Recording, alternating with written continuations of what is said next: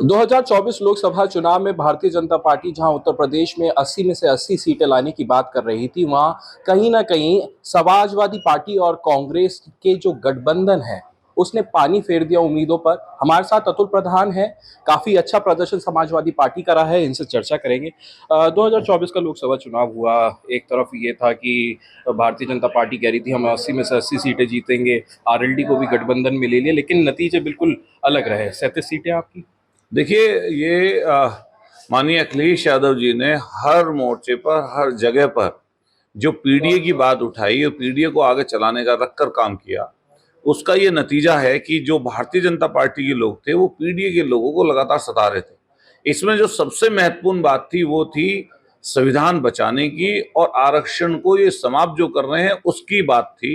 जनता में ये बात ये लगातार इन्हीं लोगों ने, भाजपा के लोगों ने फैलाई कि हमें 400 से ज्यादा सीट चाहिए। क्यों चाहिए 400 से ज्यादा सीट? क्योंकि हमें संविधान में परिवर्तन करना है। तो हर जगह ये बात चली गई, और जैसा कि आप देखते हैं कि जगह जगह पर एक अलग तरह का आक्रोश जनता में था, और वो चाहे वर्ग किसी का हो, चाहे नौजवान हो बेरोजगारी के विषय पर, चाहे गृहस्थी के लोग हों, चाहे महिलाएं हों और महंगाई के विषय पर, चाहे हमारे व्यापारी हों, उन्हें जीएसटी और तमाम ऐसी बाध्यताएं उनके ऊपर लाद दी, तमाम ऐसे प्रतिबंध लगा दिए, इस तरह की चीजें नीति लेकर आए जिससे वो भी, व्यापारी वर्ग भी नाराज था। किसानों में आप देखेंगे तो लगातार भारतीय जनता पार्टी के खिलाफ किसानों की नाराजगी सामने आती रही, और बड़ा आंदोलन, दुनिया का बड़ा आंदोलन हुआ जिसमें 700 से ज्यादा लोग किसान शहीद हुए।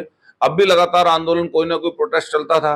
तो इन सभी बातों को लेकर जनता कहीं ना कहीं नाराज थी। ये जो सरकार इस समय बनी है, जो बैसाखी के सहारे पर खड़ी है देश की, वो भी कहीं ना कहीं जो देश के लोगों का जनादेश था उसका अपमान करके भारतीय जनता पार्टी ने बनाई है। तो हम लोग आने वाले समय पर अपनी तैयारी कर रहे हैं, और दोबारा जोड़कर पहले उत्तर प्रदेश से भी हटाने का काम समाजवादी पार्टी निश्चित रूप से भारतीय जनता पार्टी करेगी। आपने संविधान की बात करी, हमारे बातें हुई हैं, मेरठ के काफ़ी बड़े बड़े नेताओं से बात हुई है। नाम बता देता हूँ आपको। लक्ष्मीकांत वाजपेयी जी से बात हुई है, जो पूरा देश के राष्ट्रीय उपाध्यक्ष हैं, भारतीय जनता पार्टी के राज्यसभा सांसद हैं। राज्य मंत्री जो हैं सोमेंद्र तोमर, उनसे भी बात हुई। धर्मेंद्र भारद्वाज एमएलसी जो है, उनसे भी बात हुई। उन्होंने सबने ये कहा कि जो पीडीए की बात करते हैं, इन्होंने दुष्प्रचार किया। संविधान के खिलाफ जो हमारी बातें हमारे जनता को जाके बताई, उसका दुष्प्रचार किया कि हम संविधान खत्म कर देंगे, जबकि ऐसा नहीं था। इसका बेनिफिट जो है जनता ने समाजवादी पार्टी को और कांग्रेस को दिया। उनका ये कहना है कि दुष्प्रचार किया। देखिए, दुष्प्रचार इसलिए नहीं हम कह सकते, हम लोग स्टूडेंट पॉलिटिक्स में रहे, और यहाँ से चंद कदम की दूरी पर, किलोमीटर, 1 किलोमीटर, 1.5 किलोमीटर की दूरी पर आपके बराबर में चौधरी चरण सिंह यूनिवर्सिटी है। अभी आप रिकॉर्ड उठा के देखिए कि यहाँ पर जितनी नियुक्तियां हुई हैं उसमें कहीं पीडीए है, कहीं दलित हैं, कहीं उनके आरक्षण को माना गया, कहीं कोई ओबीसी के आरक्षण को सही तरीके से माना गया, कहाँ जहां जनरल कास्ट के भी लोग थे उनमें भी कहीं ना कहीं जो आरएसएस से संबंधित लोग थे उन्हीं को यहाँ पर नियुक्तियां दी गई, और स्पेशल पोस्ट निकाल निकाल कर लोगों की मदद करने का काम हुआ। पूरे देश में आप पता कर लीजिए, जितनी यूनिवर्सिटियां, चाहे सेंट्रल यूनिवर्सिटी हो चाहे स्टेट की यूनिवर्सिटी हो, कहीं पर पीडीए का कोई नामो निशान आपको नजर नहीं आएगा। और इन्होंने जो काम किया है, देखिए बात कहां से निकलती है। इन्हीं के सांसद थे कई बार के, उसी अयोध्या के, जहां पर इन्होंने अधूरे, जो शंकराचार्य जी ने बोला, अधूरे राम मंदिर में जो प्राण प्रतिष्ठा की, उसी अयोध्या में जनरल सीट पर एक गरीब परिवार के, दलित परिवार के, पासी परिवार के अवधेश प्रसाद जी क्यों हरा देते हैं अयोध्या में? उन्हीं लल्लू सिंह ने कहा कि 400 से ज्यादा सीटें हमें इसलिए चाहिए क्योंकि हमें संविधान को बदलना है। ये बात हमने नहीं कही, ये भारतीय जनता पार्टी के सांसद ने कही। आप इन लोगों के, तेलंगाना के इनके मंत्री रहे हैं, तेलंगाना के मंत्री ने क्या बात कही? अभी आरएसएस जो प्रमुख हैं उन्होंने भी, यही बात बोली, यही कहा कि आरक्षण को दोबारा से देखना चाहिए और दोबारा से उस पर क्या नाम, काम करना चाहिए।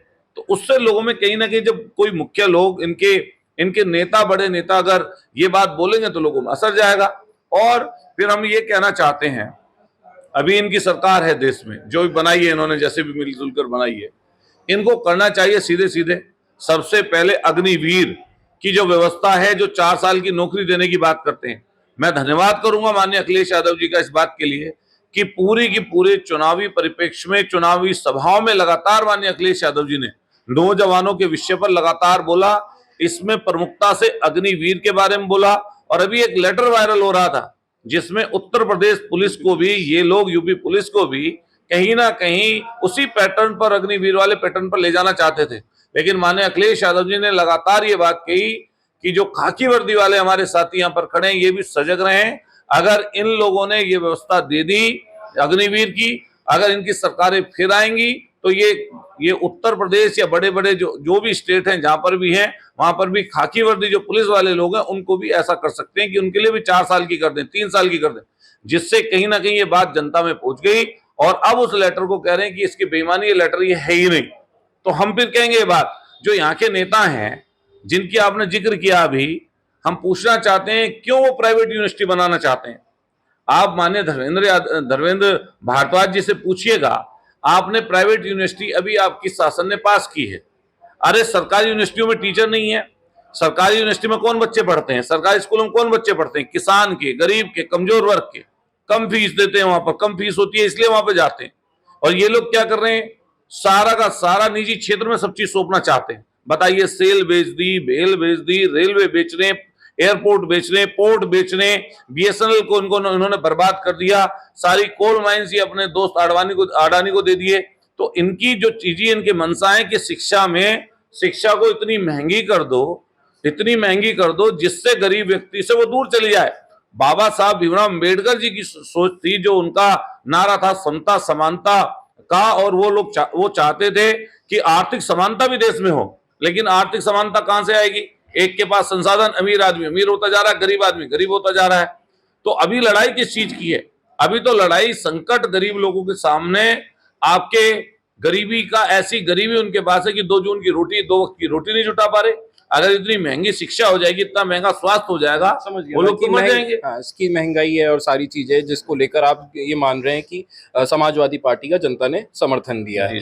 आपसे ये पूछना चाहूंगा, क्योंकि आप लगातार मेडिकल लाइन को लेकर भी आवाज उठाते रहे हैं, अस्पतालों को लेकर। अब नीट का पेपर हुआ, छात्र परेशान है, ग्रेस मिल गए हैं 60 मार्क्स के, 70 मार्क्स के, सड़कों पर आने के लिए मजबूर हैं वो छात्र जो मेडिकल की तैयारी करते हैं और लगातार ये समझिए कि 12-15 घंटे पढ़ते हैं। उनको लेकर क्या आपको कहना है? देखिए, हमारा उनके लिए ये कहना है कि आप सोचिए, जो नेशनल लेवल पर जो एग्जाम किया जा रहा हो, कराया जा रहा हो, और इनकी बात क्यों जो चल रही है, उत्तर प्रदेश में पेपर होगा, भारतीय जनता पार्टी सरकार, पेपर आउट होगा, 9 परीक्षाओं के पेपर आउट हुए।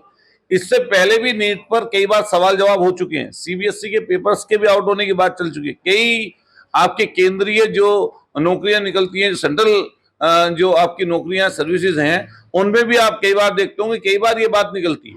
नीट का जो एग्जाम हुआ, पहली बार ऐसा हुआ कि 720 जो मार्क्स हैं वो 67 बच्चों के, 67 बच्चों के आए। एक के आ जाते थे, 2 के आ जाते थे, कि 3 के आ जाते थे, लेकिन 67 बच्चों के। कल मैं देख रहा था कि जो ग्रेस मार्क्स की इन्होंने बात की है, ये इससे पहले तो इन्होंने नहीं बताया था। आप पूरा का पूरा उसका वाउचर उठाकर देखिए, उसमें कहीं भी ग्रेस मार्क्स की बात ही नहीं है। और हम नहीं कह रहे, छोटे छोटे बच्चे हैं, 12 पास करके आते हैं, नीट का एग्जाम देते हैं। इसीलिए आपको जगह जगह प्रोटेस्ट धीरे धीरे बढ़ रहा है। हर किसी का ये कहना है कि ये परीक्षा रद्द होनी चाहिए, लेकिन इसका जिम्मेदार कौन है? इनके लाखों लाख जो बच्चे बैठते हैं, परीक्षा एग्जाम देते हैं, वो कहीं से एक जगह से दूसरी जगह पहुंचते हैं, उनसे क्या नाम, फॉर्म के नाम पर पैसे वसूले जाते हैं, फिर ये खुद जो इनके काम करता धरता है वही पेपर आउट करा देते हैं। तो ये वाले जो एग्जाम हुआ है, इससे लाखों लाख बच्चों का है जो पेपर आउट करवाता है। अच्छा, पेपर आउट सरकार ने, देखिए ना, सरकार ने उत्तर प्रदेश पुलिस भर्ती का 100% ये लोगों का कहना है कि सरकार के लोगों ने, सरकार ने ये आउट कराया और भर्ती रुक गई। 50 लाख बच्चे एग्जाम देने के लिए तैयार खड़े थे, रातों रात क्या स्थिति उनकी बनी होगी सोचिए, और पीछे चली गई भर्ती। 6 साल से भर्ती नहीं की कोई। ऐसी नीट का एग्जाम जिस तरीके से हुआ, आप बताएं ना, इसकी तो सीबीआई जांच हो। सीबीआई जांच भी जो हो, वो भी सुप्रीम कोर्ट के माननीय न्यायाधीश की अध्यक्षता में, उनकी देखरेख, सुप्रीम कोर्ट की देखरेख में इसकी जांच होनी चाहिए। और जो इसमें गलत लोग हैं, जो इसमें संलिप्त लोग हैं, वो छोटे हों या बड़े हों, उनके ऊपर कार्रवाई होनी चाहिए। कार्रवाई होनी चाहिए। आपकी तरफ से कोई मांग की जाएगी, उठाई जाएगी, या कुछ और मुख्यमंत्री या प्रधानमंत्री कहां पर ये बात रखेंगे आप? हम लोग, चाहे स्टेट का सदन हो और अब ताकत दे दी है जनता ने लोकसभा में। तो बाबा साहब के लिखे हुए दिए हुए संविधान की रक्षा करने के लिए एक एक समाजवादी पार्टी का कार्यकर्ता काम करेगा। माननीय अखिलेश यादव जी ने स्पष्ट और साफ संदेश दे दिया कि हमारा काम है समाज के कमजोर तबके के लिए काम करने का, संविधान को बचाने का। वो जो धरोहर बाबा साहब ने हमें दी है और जिसकी रक्षा हम लोगों को करनी चाहिए। जनता ने उत्तर प्रदेश में अगर समाजवादी पार्टी को, गठबंधन को इतनी सीटें दी हैं तो ये सोचकर दी हैं कि समाजवादी लोग हमारे लिए लड़ेंगे। तो सदन चाहे आपके उत्तर प्रदेश का हो जहां मुख्य विपक्षी पार्टी है, और ऐसा गौरव देश की जनता ने हमें दे दिया कि समाजवादी पार्टी देश में तीसरा बड़ा दल बना है। तो हम लोग, चाहे वो लोकसभा हो, चाहे वो छोटा सदन हो या बड़ा सदन हो, हम सब में जनता की आवाज को उठाएंगे और स्थानीय स्तर पर जो भी समस्याएं, दिक्कतें, परेशानी होंगी उनके लिए भी लड़ेंगे। आखिरी के दो सवाल करता हूँ, क्योंकि राजनीति से जुड़े हुए हैं आप, कोई बात और सरदहा विधानसभा आपकी आती है, लोकसभा मुजफ्फरनगर लगती है। वहां पर संजीव बालियान ये आरोप लगा रहे हैं कि जो कैंडिडेट समाजवादी पार्टी के हरेंद्र मलिक है, उनको जिताने में अहम भूमिका निभाई है संगीत सोम ने, जो भारतीय जनता पार्टी के पूर्व विधायक भी रह चुके हैं आप ही की विधानसभा से। देखिए, जहां तक कि दोनों का विषय है, मैं इसलिए उस पर नहीं बोलूंगा क्योंकि ये भारतीय जनता पार्टी का अंदरूनी विषय है। और जब भारतीय जनता पार्टी का विषय दोनों का अंदरूनी है तो इसमें मैं एक समाजवादी पार्टी का विधायक या कार्यकर्ता होने के नाते हमें कोई इस तरह के दिशा निर्देश नहीं है। मान लिया व्यक्तिगत रूप से उनकी पार्टी का अपना जो बातचीत चल रही है वो पब्लिक डोमेन में आ गई है, और जब पब्लिक डोमेन में कोई बात आती है तो उसकी चर्चा बनती है। मैं देख रहा था कि मैं रोज अखबार पढ़ रहा हूँ, सबसे ज्यादा नुकसान उसमें क्षेत्रीय जनता का इसलिए होता है क्योंकि अगर ये इस तरह की लड़ाई है, जो हालांकि वो उनकी आपस की लड़ाई है, आपस का अंदरूनी इनका विषय, तो इस पर मैं टीका टिप्पणी नहीं करूंगा, लेकिन फिर भी क्योंकि मैं सरदना से, वो 2 बार विधायक पहले रहे हैं संगीत सोम, और ये भी 2 बार यहाँ से सांसद रहे हैं, तो अभी सरकार प्रदेश में और देश में उनकी है। तो कोशिश ये करनी चाहिए कि यहाँ पर काम कैसे आए, प्रोजेक्ट कैसे बढ़े आए, कैसे लोगों का भला हो, कैसे जो महंगी शिक्षा और महंगा स्वास्थ्य है, जो हमारे लोग यहाँ प्राइवेट अस्पतालों में जा जाकर लोग परेशान होते हैं, दिक्कत और परेशानी। आप सुबह से, आप मेरे साथ हैं आज अनमोल जी, तो आप देख रहे होंगे कि सुबह से लोगों का तांता लगा हुआ है समस्याओं वाले लोगों का। और मैं कहीं ना कहीं ईश्वर की, परमात्मा के अपने ऊपर रहम और करम हम मानते हैं कि लोग हम पर विश्वास करते हैं, ट्रस्ट करते हैं। और बाबा साहब के संविधान, बाबा साहब ने जो ताकत दी है हमें बोलने की, चलने की और समझने की, उसको भी हम लोग कहीं ना कहीं जमीन पर उतारने की कोशिश करते हैं। तो इनको ये करना चाहिए कि पब्लिक के काम पे जोर दें। और जहां तक कि जांच का विषय है, तो अभी जांच की बात चल रही थी, मैंने तो आज सुबह ही पढ़ा कि कोई प्रेस हो रही है और प्रेस में किसी ने पर्चे बांट दिए, और ये पर्चे बांटने वाले जिसके यहाँ प्रेस हो रही है उसी दिन पर्चा बांटा गया, और फिर उसकी एफआईआर दर्ज की बात करी जा रही है।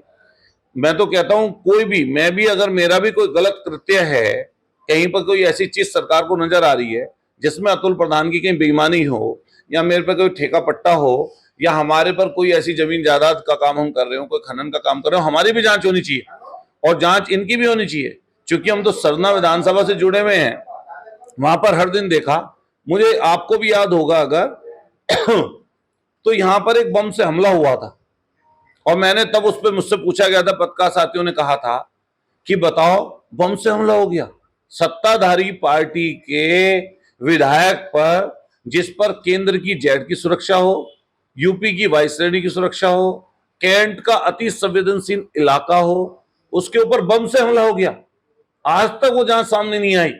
मैं तो शासन प्रशासन से कहूंगा कि हमारी भी जांच कराएं गलत कृत्यों की, और ये मेरठ खास तौर से, यहां पर भी भाजपा के नेताओं की जांच होनी चाहिए कि कौन कौन जमीनों के काम कर रहे हैं, कौन कौन शिक्षा माफिया हैं, कौन कौन सांठगांठ करके उल्टे सीधे कामों में संलिप्त रहते हैं। मैं तो अभी 3 दिन पहले एक देख रहा था कि एमडीए में घेराव हुआ, वीसी का घेराव। तो ठीक है, अधिकारी का लोग घेराव करते हैं, समस्या पर नजर रखते हैं। हाँ, नहीं, समस्याएं होती हैं, लोग घेराव करते हैं। मान लिया मैं भी कहीं जाता हूं, मैं भी मतलब हम भी विपक्ष का होने के नाते जाते हैं, लेकिन लगभग मैंने वो जो चेहरे देखे वहां पर, वो सब के सब भारतीय जनता पार्टी के लोग थे। अरे भाई, तुम भारतीय जनता पार्टी में हो, तुम्हारी 2 बार की सरकार यहाँ है, तीसरी बार अब आपने केंद्र में बना ली, भाई ये भी तो बताओ तुम्हारी बात क्यों नहीं सुनी जा रही। लेकिन मैंने फिर वो चेहरे देखे गौर से, तो उसमें एक अखिलेश, शायद गुप्ता नाम है, क्या है उसका नाम, सबसे बड़ा जमीन का माफिया है। सोचो आप, अभी जेल हो गया है, वो प्राधिकरण में जाकर चिल्ला मेरे साथ गलत हो रहा है। ये जो वाइस वीसी हैं एमडीए के, मेरा तो कहना ये है कि आपके पास आईएएस की पावर, प्राधिकरण की पावर है और सरकार के बड़े नेता आज समीक्षा कर रहे हैं। सूर्य प्रताप शाही जी, यहाँ समीक्षा नहीं करनी चाहिए। ये भारतीय जनता पार्टी के लोग जो प्राइवेट कॉलोनाइजर बनकर जो लाखों लाख लोगों को चूना लगा रहे हैं और सरकार को भी चूना लगा रहे हैं कि इनकी जांच नहीं होनी चाहिए। मैंने लगभग वो धरने में, सब लोग नहीं कह रहा मैं, सब लोग गलत है, मान लिया व्यापार संघ के अध्यक्ष भी बैठे थे, नवीन गुप्ता जी, वो भी उनके साथ गए थे, लेकिन उनकी छवि थोड़ी अपने व्यापारी, वो अपने व्यापारी के साथ जा सकते हैं, सही बात है, लेकिन साथ साथ ये भी देखना चाहिए कि इनके साथ जा रहे। तो भारतीय जनता पार्टी के लोग सारे खुद जमीनों के काम कर रहे हैं, तो जांच करवा लें। एक तरफ बाबा मुख्यमंत्री बोलते हैं वहां से लखनऊ से बैठकर कि हमारी सब चीज जीरो टॉलरेंस है। अरे जीरो टॉलरेंस है, ये इसी मेरठ में जांच करा लो, कई हजार करोड़ का जमीनों का घोटाला मिल जाएगा, कराएं जांच। चलिए, ये तो लोकल स्तर की भी बात है, हम पूरे प्रदेश की भी बात करना चाहते हैं। जैसे अब पश्चिमी उत्तर प्रदेश में देखा जाए तो आरएलडी को एनडीए में शामिल करा था भारतीय जनता पार्टी ने।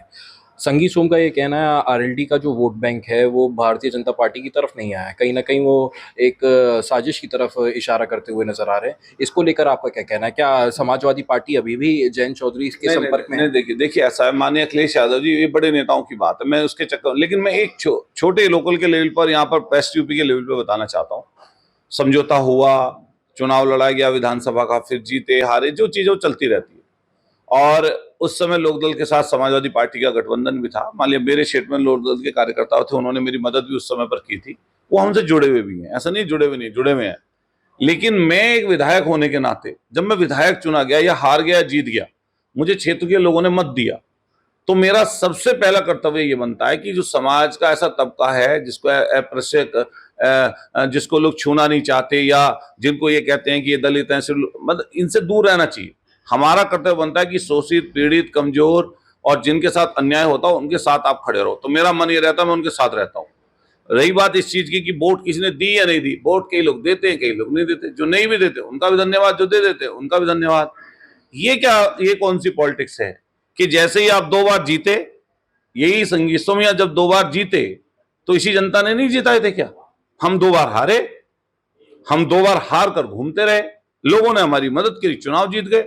अब जब चुनाव जीत गए तो हम किसी जात पर अगर ब्लेम लगाने लगे, ये कौन सी बात हुई? लेकिन वो तो संजीव बालियान के चुनाव को लेकर कह रहे हैं, वो अपने चुनाव की बात नहीं कर रहे। ये मैं उससे पहली बात बता रहा हूं।